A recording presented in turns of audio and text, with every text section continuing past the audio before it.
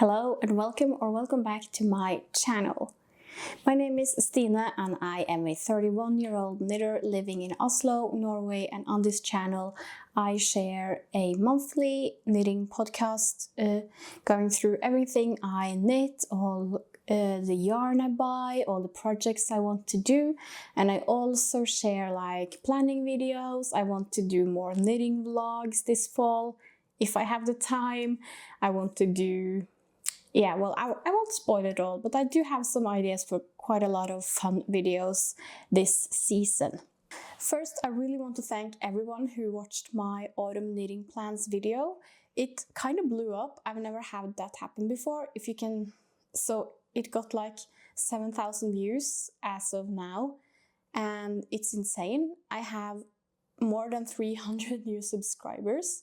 And I want to welcome each and every one of you. I hope you're still with us. Like not in a morbid way, but just that you are watching this video as well. That would be really cool. Please leave a comment if you came from the autumn knitting plans video. Just tell me what you're knitting on. I hope it's something cool, something fun. Because of that video doing so well, I was actually able to monetize my channel this week, and I've been kind of back and forth about doing that because I was kind of close to being able to monetize it, so that video just like got me over the edge. But I figured like watching ads is a free way for you to support my channel if you would like to do so. So you don't have to like buy me a coffee, you don't have to like spend your own money. You can just watch an ad and have a large corporation pay me instead of having to do it yourself, which I find kind of nice. I don't know, maybe like ethically not that nice because we're supporting the corporations, but I don't know. Anyway, watching ads is an easy, free way for you to support my channel if you would like to do so. So I opted to turn the monetizing on. And yeah, so there will be ads at the beginning of the video. I didn't want anyone interrupting in the middle, so I think I was able to turn that off. But if there are like weird ads in the middle of my videos, please let me know and I'll look into how to get them away from you. Now, let's start with some finished objects. The first one is kind of obvious. It is this Ankers summer blouse by Petiteknit that I knit in Sandnes line in a pink colorway. I don't remember the color name. If I have the time, I'll leave it below, or if you're really interested, leave a comment and ask me and I'll find it for you. But I don't have a lot of time to write really good descriptions, which I'm really sorry about, but I have a 1-year-old, so you know, time isn't like my best friend at the moment. But yes, this is the Ankers summer blouse. I've knit it a few times before. I really enjoy it. It's like something really easy, breezy to throw on in the summer. I was kinda uncertain about the color. It is definitely a color in my color palette, like I can see that it suits me, but it's not like a typical me color. I talked about this last time as well. I was kind of regretting not choosing gray or just a neutral, but then figuring out I will just wear this at home during summer, probably with shorts. I think it will look really cute with my charcoal shorts, denim shorts. So yeah, it's fine, I guess. I will just wear it in my garden when I have a garden one day. A girl needs to dream. So yeah, nothing really insane to say about it. The pattern is nice. It's a Petiteknit pattern. You know what to expect. The only thing is I kind of jumbled the old and the new version of the pattern because apparently I have both. So the beginning of the pattern or the piece is like with the new, but the ribbing on the bottom is from the old, so that doesn't look as good because the old one doesn't tell you to size down 1 needle size for the ribbing, while the new pattern does. So I did do so for the sleeves, which leaves a lot neater. It just gives a much neater result. But I was like, I don't want to rip back just the bottom hem, just because I will basically only be wearing this at home, on holiday, getting all sweaty, getting sunscreen on it. So, you know, it doesn't really matter if the bottom hem isn't perfect. So I just left it, and you know what? It's completely fine. You can just make up your own mind. You do your own decisions when knitting, which is why I love knitting. So yeah, that's it. The yarn is really lovely. It's okay to knit with for like a summer yarn. I haven't knit with the tynn line, only the regular line, but I find it okay to knit with. It's a meh in the middle, you know, a completely fine knitting experience. My next finished object is finally my penny gloves are done. I started these during spring when I got my spring colorway from Lille Rille. I have a yarn subscription from her, so I receive a skein of hand-dyed yarn every 3 months. So this is her tynn merino base, which is a sock yarn. So I held it double, and I think they are really cute. Yeah, you know, the penny gloves by Petiteknit. I have knit these for other people, but never for myself. So I thought, well, I'll make a pair in that beautiful spring yarn. And it is like a green marled with a lot of green and pink specks in them. It's a really subtle hand-dyed, and I enjoy it. I really like hand-dyed that doesn't like scream hand-dyed, you know what I mean? But this is really subtle, really cute, really nice. Very demure. Those are my 2 finished pieces, and I think we'll move into my works in progress. The first one you saw last time, and it's almost a finished object. It is the Ankers sweater, I think, my size, that I'm knitting for my sister-in-law. It is knit in the colorway Urban Chic in Sandnes Double Sunday, which is a lovely yarn. It will peel, so I did warn her about it. So she needs to get herself a depeeler, or I'll get her one for Christmas. So I'm done with everything except the sleeves on, the ribbing on the sleeves, because I want her to try it on first, because I don't know her exact sleeve length. I think the body length will be fine. I just knit it to pattern, but the sleeves, it's just so annoying if they hit like at just the wrong spot and she ends up not wearing it because of that. So I want to get her over here at some point to try it on, and tell me how long she wants the sleeves. I find that merino isn't like that easy to block. I don't know. I'm not like the best at blocking, but I don't want to take any chances that I have to stretch it out because they get too small. But yeah, again, like with the Ankers summer blouse, it's a nice and reliable pattern. I've knit a ton of Ankers, so I know the pattern really well. Yeah, nothing else to say about it. It's just a nice pattern. I've tried the sweater on and it looks really good. I find that if you're not familiar with it, you start by doing these rib sections at the top, and then you split and do a few raglan increases before you split the sleeves and body. And I find those few raglan increases quite genius, because they marry the concept of a round yoke, like a circular yoke, and a raglan quite well. It gives a really nice fit. It doesn't make the circular yoke too like big at the top. So it's a really nice, good staple sweater. And this isn't meant to have too much positive ease, so I'm really kind of nervous actually for her to try it on. I hope the fit is good, or else I will have to try to do some blocking magic, pulling it in or out, I guess. But yeah, I think the color will be really nice on her. She has quite similar coloring to my husband, and I believe they are both winters. without them getting like professional color analysis done. But my husband would look really good in this color, so I guess his sister will as well. Next work in progress is this really fun Scrappy sweater. I think I showed you this the last time as well. I'm almost done with it. I used the Louisianna pattern by Petiteknit and just made this really wonky, fun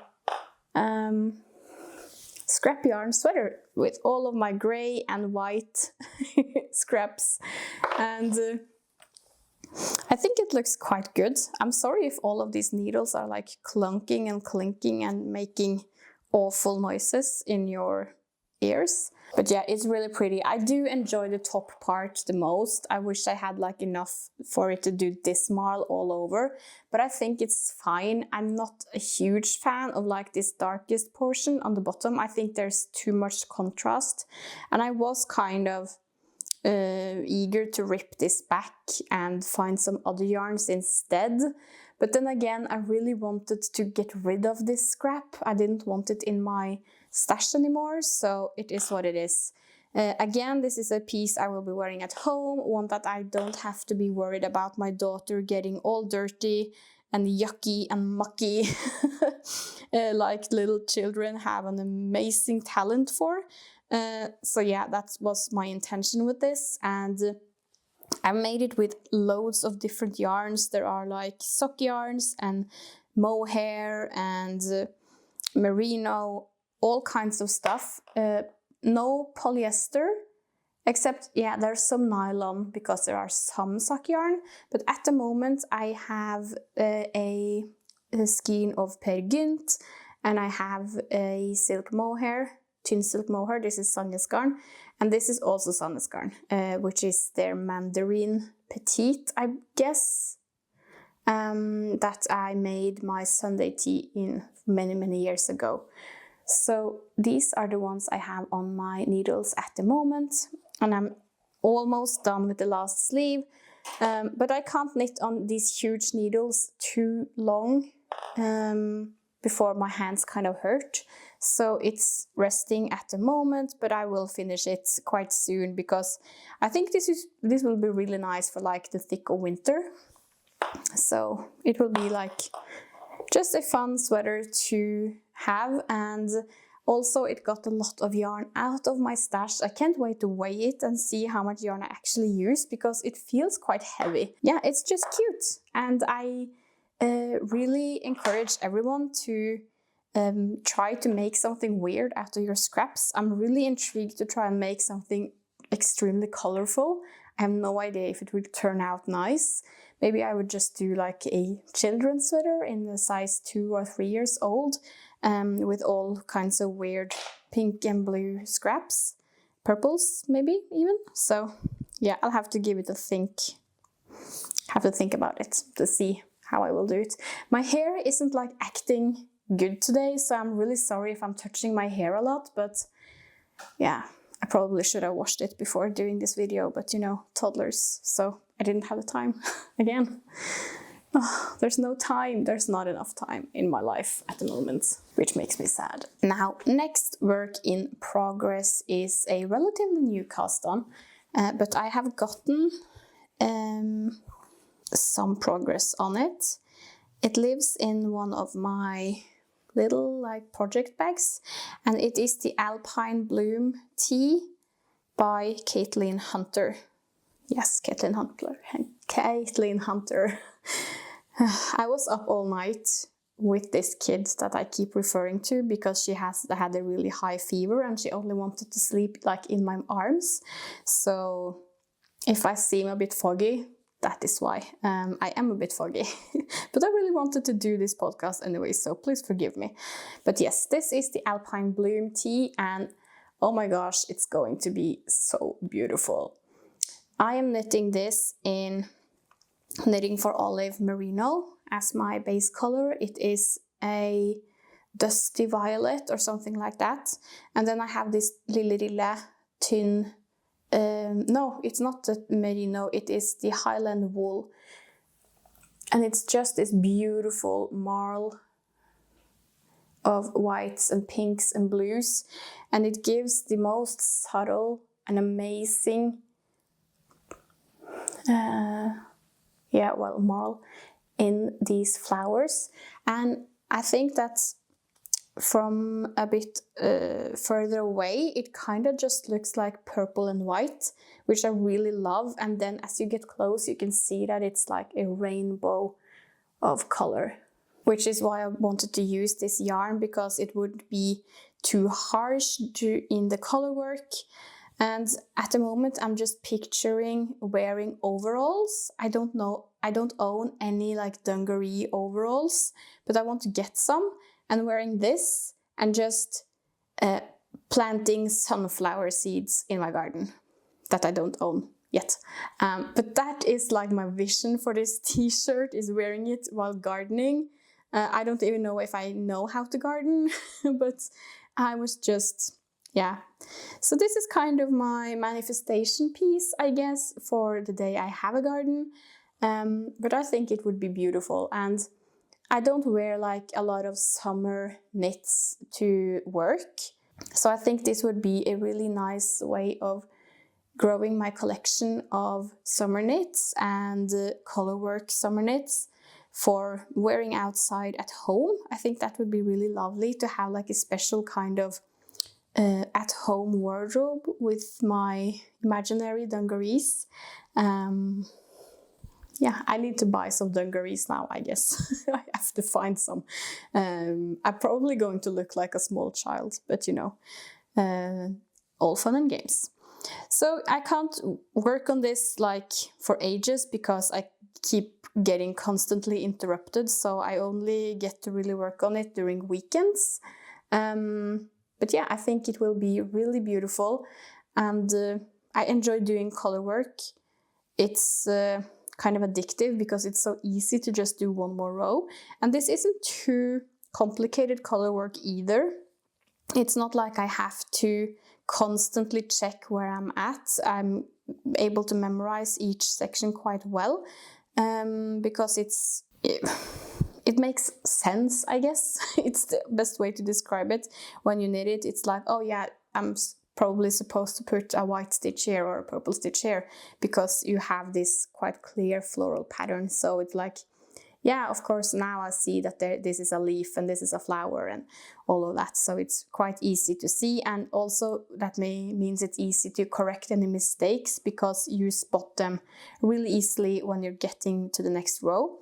And because it's knit on 3.5mm needles, it means I don't get like too long floats. So I don't feel like I have to constantly catch my floats. I think this is just, even if it's 6 or 7 stitches, it will be fine.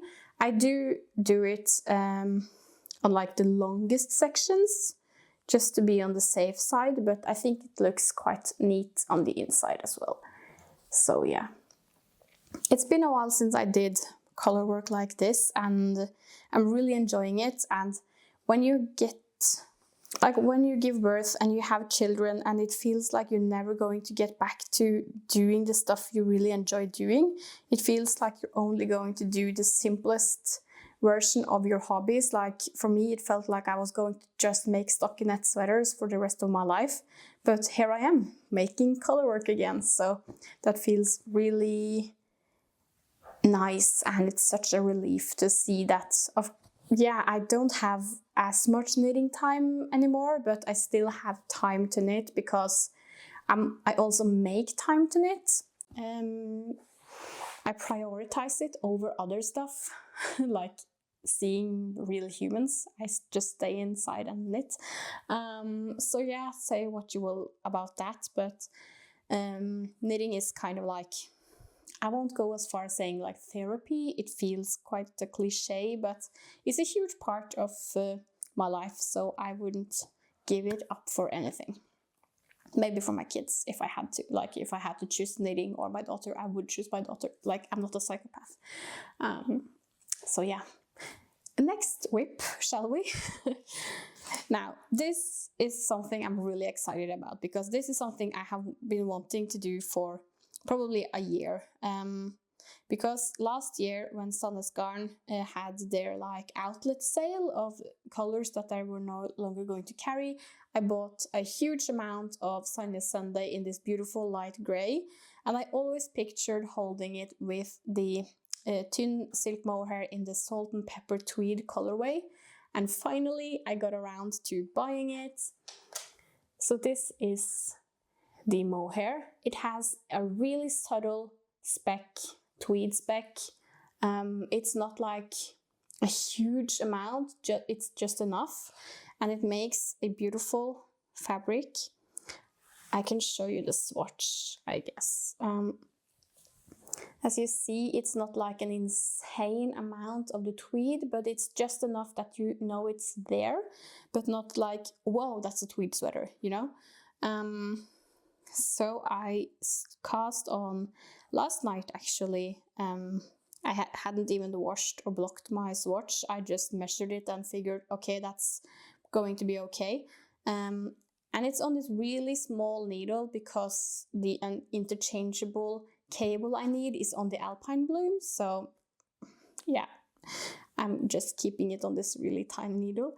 And I'm doing the caramel sweater by Petiteknit because I just love my purple caramel sweater so much that I wanted to do a second one. But I will be doing, if you remember my caramel sweater from earlier, I didn't do as many decreases on the sleeves, so I have like really big oversized sleeves, which I love. But for this, I'm going to do all of the sleeve decreases, so it will be a quite different piece, even though it's the same pattern. I also don't know if I'll be doing 2x2 or 1x1 rib, which is why I cast on directly on like below the rib, I guess. And then I'll just pick up the stitches and make the rib neck finishing. I have no idea what words are today, I guess. But this is going to be so pretty, and I've been wanting like a basic grey raglan sweater for a while, but I think that these specks of the black tweed just adds just enough interest for it to not be boring to work on. And the thing is that you really just want to see how this fabric evolves and how it turns out. So it's quite addictive to knit on. So yeah, I kind of have a feeling that this project will go really fast. But you know, famous last words. And now for a few acquisitions. Obviously the thin silk mohair is a new acquisition, but I also bought a cardigan quantity, I guess, of Rauma Fivel. And if you did watch my autumn planning video, you know that I was going to do the step-by-step cardigan by Florence Miller. Finally, I'm doing it. But I changed my mind regarding the color, because I was originally thinking about doing navy, because I wanted a navy cardigan. But then I have my Eva cardigan that is navy. But I didn't think I liked the Eva cardigan that I made last year, but now I do. So I don't have to make another navy cardigan. So I was thinking, oh, it would be really cool to do like a wine red burgundy kind of thing, but I will have to be quite careful about choosing the right color, because any colors that lean too brown or too warm don't really work on me. But I think that this burgundy has just enough blue in it. It's kind of like a really dark purple that it will work. So I swatched yesterday, and I do have to wash and block this before I cast on, because I'm a bit off. So I just have to see how it behaves after washing before casting it on, because I don't want this cardigan to be like too big. I want it to be like just so, I guess. I haven't cast it on yet because I will be doing a tutorial for how to sew and steek cardigans so that you can knit basically any cardigan in the round instead of having to work flat and do all of those purls. And a lot of you have been like, yes, we really want that tutorial. So I am doing it, and I'm saying it now because then you have to hold me accountable that if you don't have that tutorial this before, like, we're in 2025, you have the you have my permission to come and take all of my yarn away from me. So yeah, now I have to do it and film it and release it, but I just have to figure out like the format. Maybe I will do it as a combined like talking video and some voiceover, because that means I would be able to film clips even if there are other people in the house making noises. Yeah, so I have to give that a little, do some thinking about that. But I really want it to be a quite in-depth video. I'm not trying to make some like viral 40-second video here. I'm trying to like figure out how to explain this in a really good way, so the video will be actually helpful.